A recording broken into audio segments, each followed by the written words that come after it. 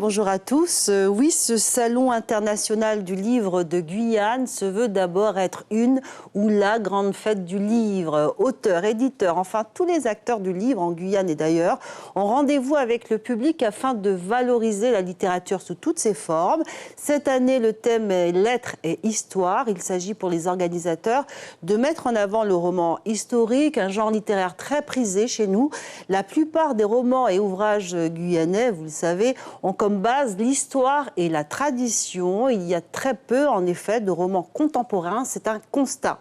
Ce salon est organisé donc tous les 2 ans, depuis 20 ans, par l'association Promo Livre, dont l'objectif est de valoriser donc le livre dans une société guyanaise où 30% des jeunes sont en situation d'illettrisme, des jeunes qui perdent le goût de la lecture au profit des jeux vidéo et des réseaux sociaux.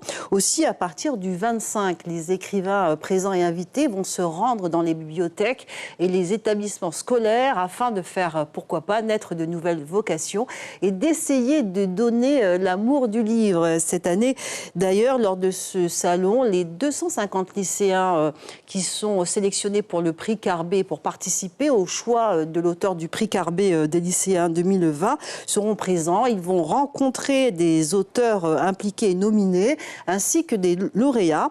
Enfin, à destination de la jeunesse toujours, un concours de nouvelles sur le thème héroïnes et héros de Guyane. À vos stylos. De nombreux auteurs seront sur place d'ailleurs pour rencontrer le public, Marie-Claude. Oui, il est évidemment impossible de les citer tous. La semaine dernière, nous évoquions les auteurs cubains, mais d'autres écrivains seront présents également. Ils viennent d'ici et d'ailleurs et ont pour la plupart déjà remporté des prix prestigieux.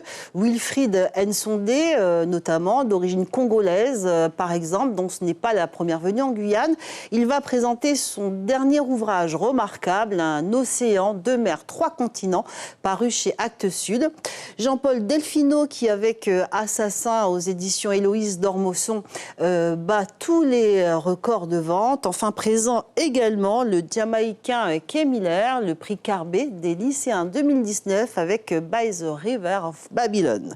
Enfin, les auteurs de Guyane y seront également présents, ceux qui ont notamment une actualité récente. Christiane Taubira, vous en avez parlé, qui a été saluée unanimement par la critique, nominé par le prix de l'Académie française avec Nuit d'épines qui est paru chez Plomb.